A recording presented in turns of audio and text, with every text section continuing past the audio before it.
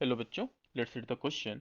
Here is a assertion region question given and we have to choose the correct option. The assertion is magnitude of resultant of two vectors may be less than the magnitude of either vector.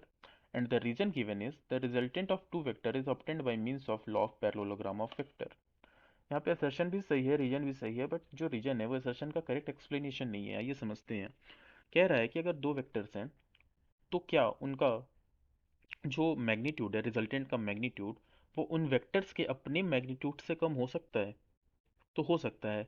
अगर let's say हमारे पास दो vector हैं, vector A and vector B, और दोनों के बीच का जो angle है थीटा, वो 90 डिग्री से ज़्यादा हो जाए, तो रिजल्टेंट की जो वैल्यू होती है, मैग्नीट्यूड होता है, वो होता है A square plus B square plus 2ab cos theta. तो इस केस में जो आर का मैग्नीट्यूड होगा ना, रिजल्टेंट वेक्टर का मैग्नीट्यूड, वो वेक्टर ए से के मैग्नीट्यूड से भी कम होगा और वेक्टर बी के भी मैग्नीट्यूड से वो कम होगा। तो असर्शन तो करेक्ट है।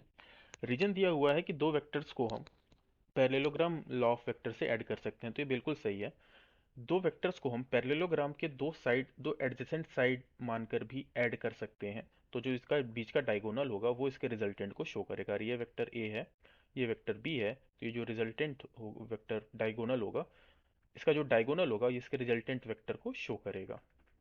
और इसको ऐड करने का एक और तरीका है, हम इसको triangle law of vector addition से भी ऐड कर सकते हैं।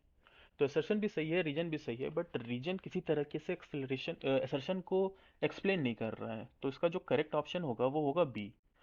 असर्शन रीजन दोनों ट्रू हैं, but reason is the not the correct explanation. I hope you understood it well. All the best.